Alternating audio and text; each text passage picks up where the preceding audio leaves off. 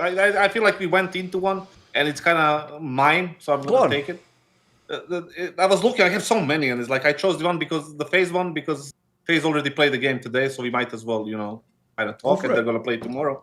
But looking at this lineup, the hot take is that FaZe will, in the second part of the season, or this ongoing season that just started, they will have only one playoff appearance, and that's going to be their best result. Ooh. This is assuming they keep this roster, yeah? Yeah, with this roster, obviously.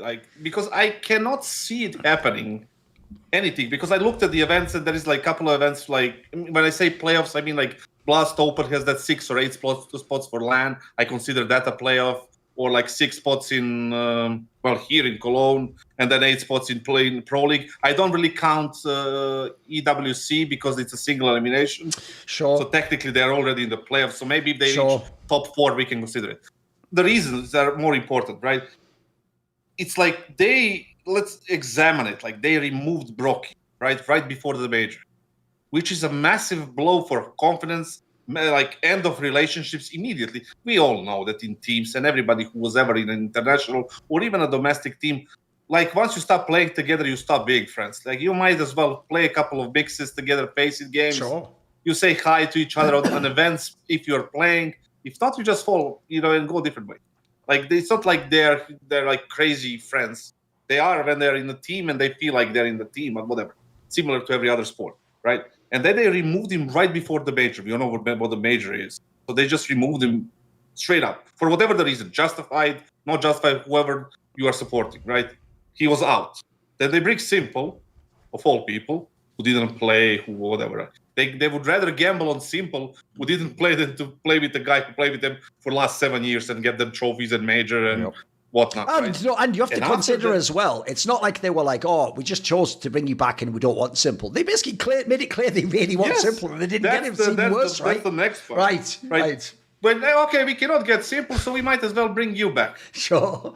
How does the vote of confidence team on TeamSpeak?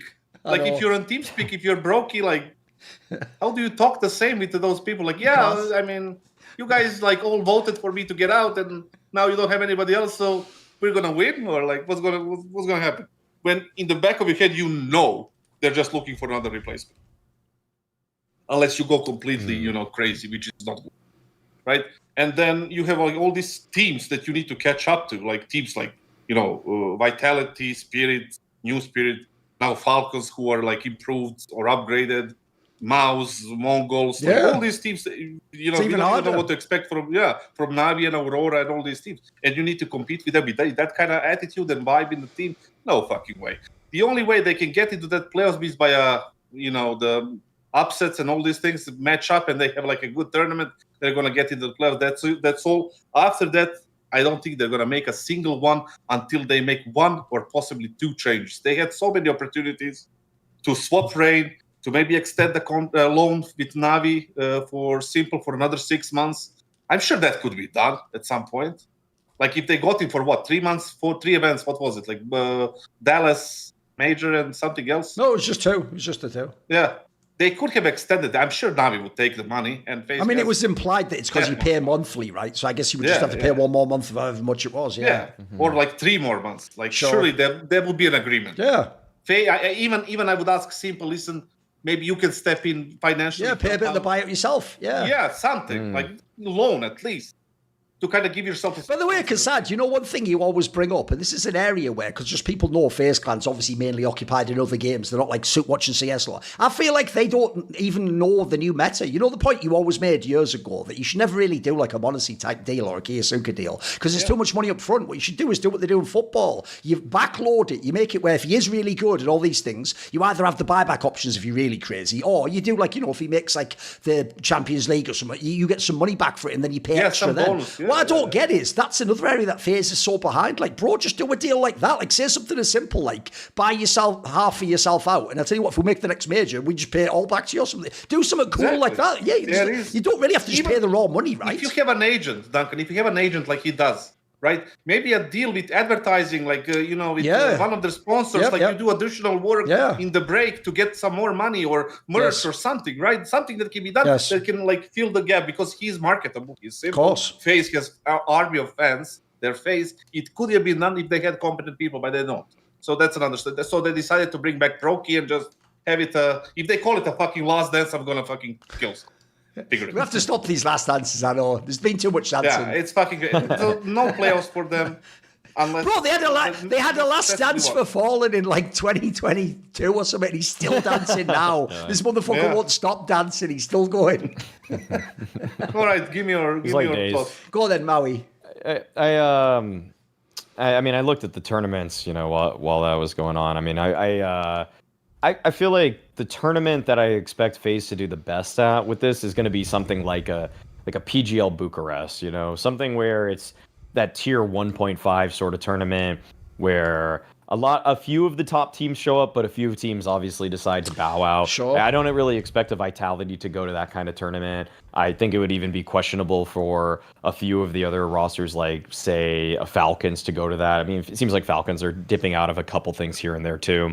So those kinds of events always led to slightly wackier results, like the PGLs of last season were the only tournaments that Astralis played well at, for example. Yeah. I think I like it. I think the under is too low, though. Okay, I think that FaZe will at least make, because I looked at how many S tier tournaments there are this season. There's about 12, and you expect these actual tier 1 orgs to maybe go to 8 or 9 of them. I expect FaZe to make it to at least 2 or 3. I mean, I'll say this, I'd take the over on 1 for sure. I'm not gonna. Yeah. So with this lineup, that's the question. Like with this lineup, I assume he means. Yeah, do you mean as in you think they will also make a change during the season, Kassad?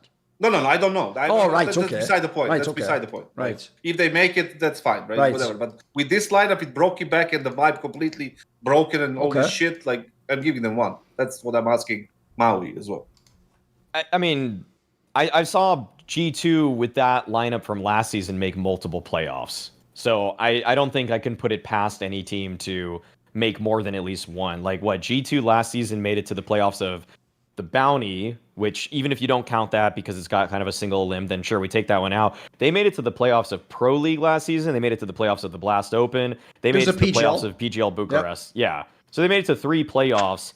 And I think that this FaZe roster is as good, if not better, than what that G2 was last season. So yeah, I'll take the over. I would just say I'll expect the same thing of what I got from G2 last season. Give me 3. Give me 3 playoffs for FaZe this season.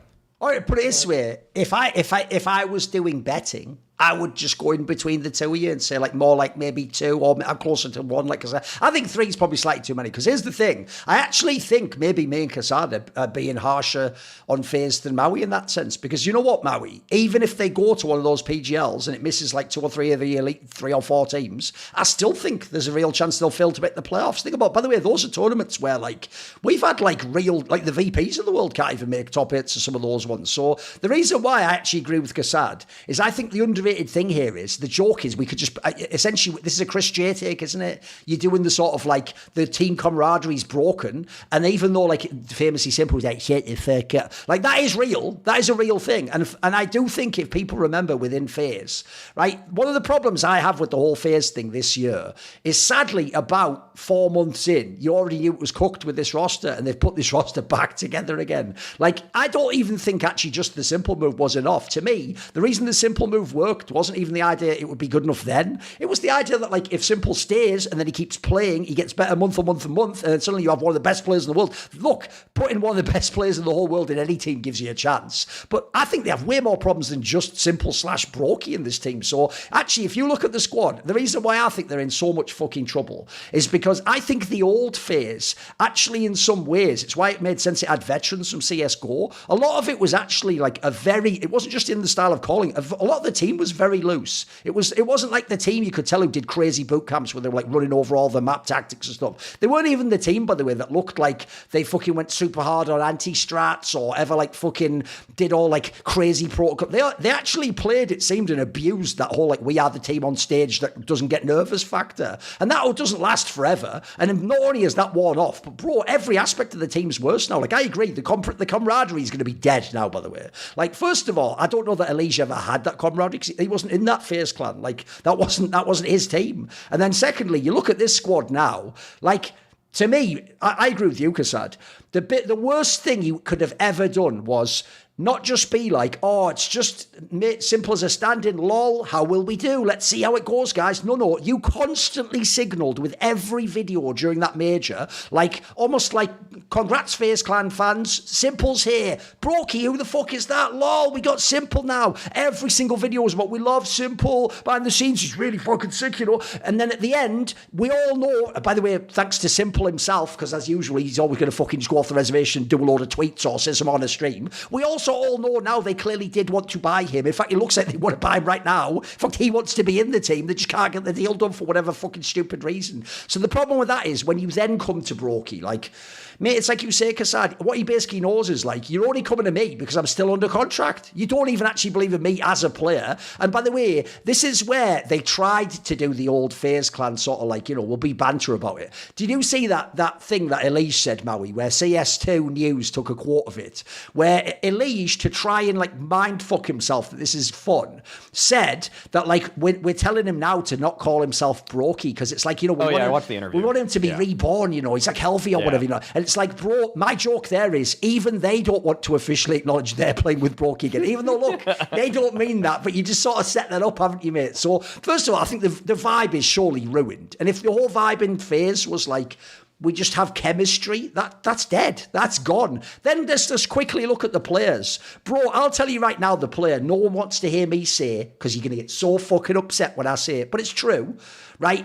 I will battle to the ends of the earth for Carrigan because I do believe in CS. Just someone's brain, as long as coaches can't talk all the time, if you can find any way to keep Carrigan in the team, you do it because he's just got such an OP ability to call, an amazing like fucking mind for the game. He can even call on maps he's not prepped on. That's a real thing. But I'll tell you, the player that everyone's just been fucking guarding the whole time, he's now entered that CS Royal. It's Rain. You know what? I'm going to say it right now. Here's a little prediction for you all. Do you know how this year you all suddenly woke up one day, like, rubbed the sleep out your eyes and went, Crims is still playing.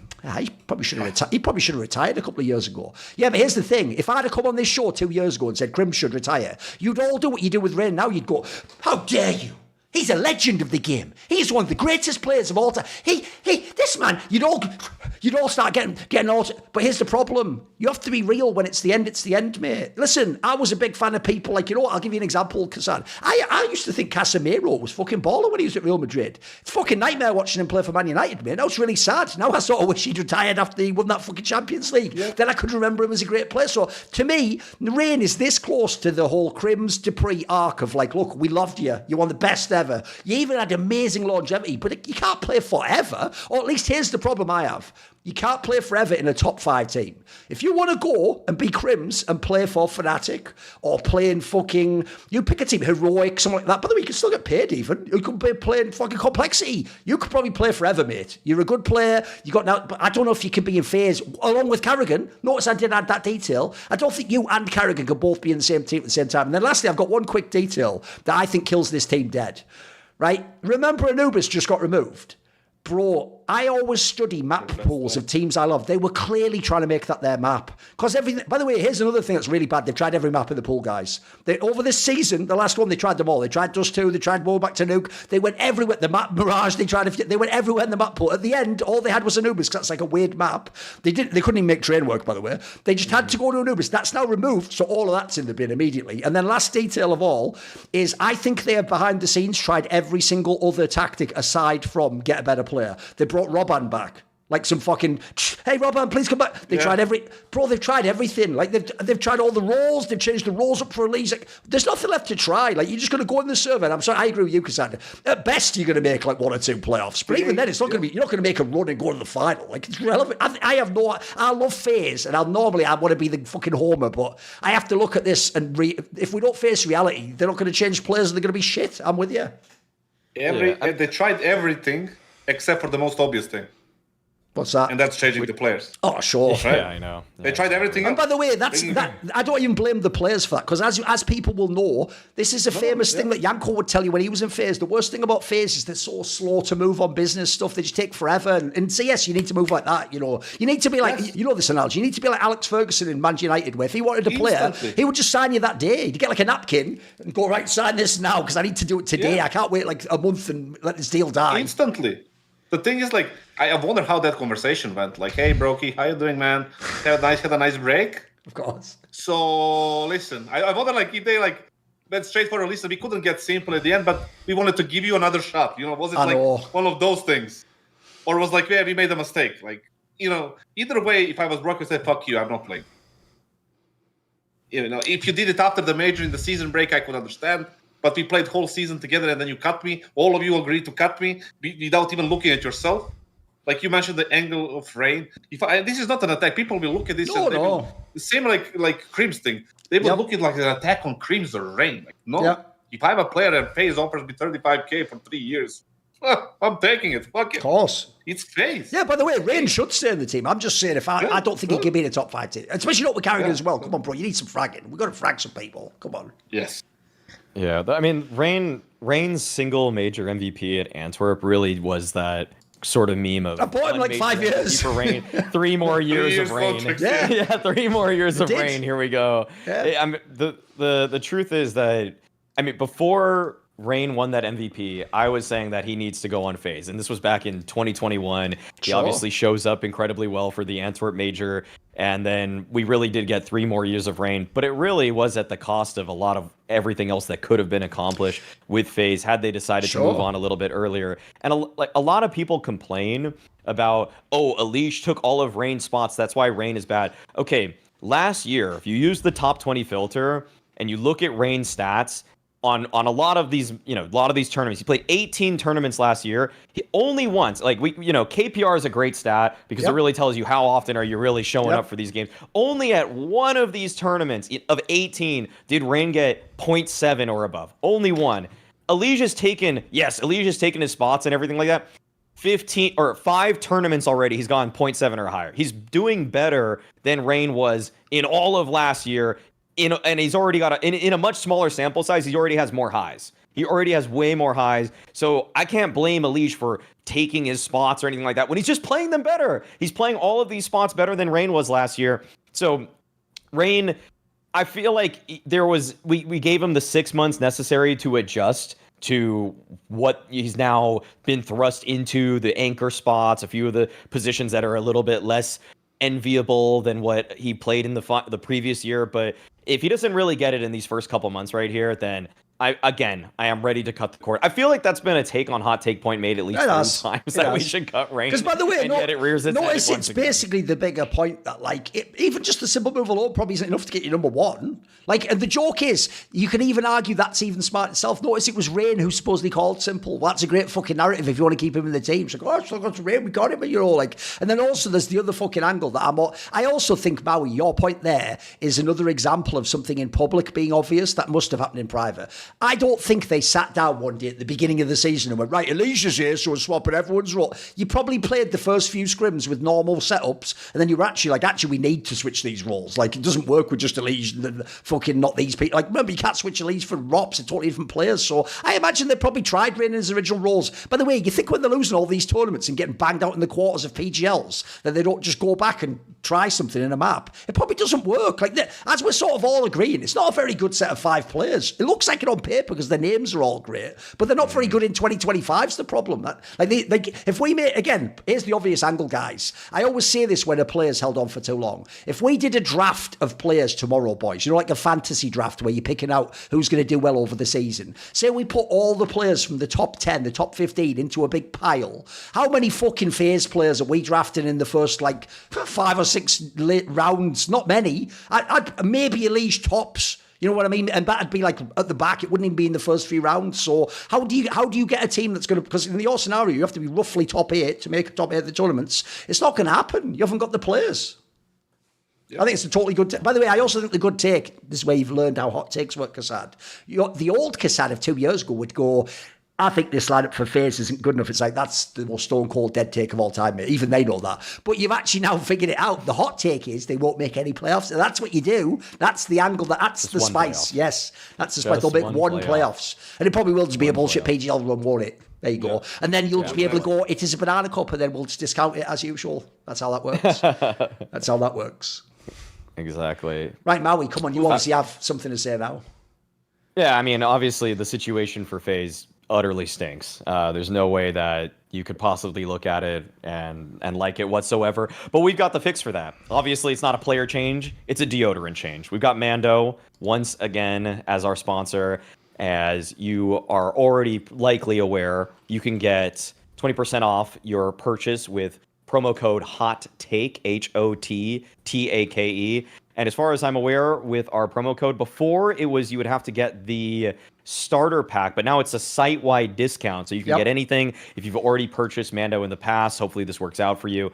And you can just smell better because obviously, you know, a team like FaZe, they probably right now parabens are in their deodorant, not in Mando's, okay? Not in Mando's. And you can get great scents like Cedar Grove, which I've been using lately. The Mount Fuji one is Mount Fuji is still one of my favorites, of course. And get sprays, get By the way, what does I'm going to assume Mount Fuji is supposed to be like a cherry blossom scent or something. What does that one smell like?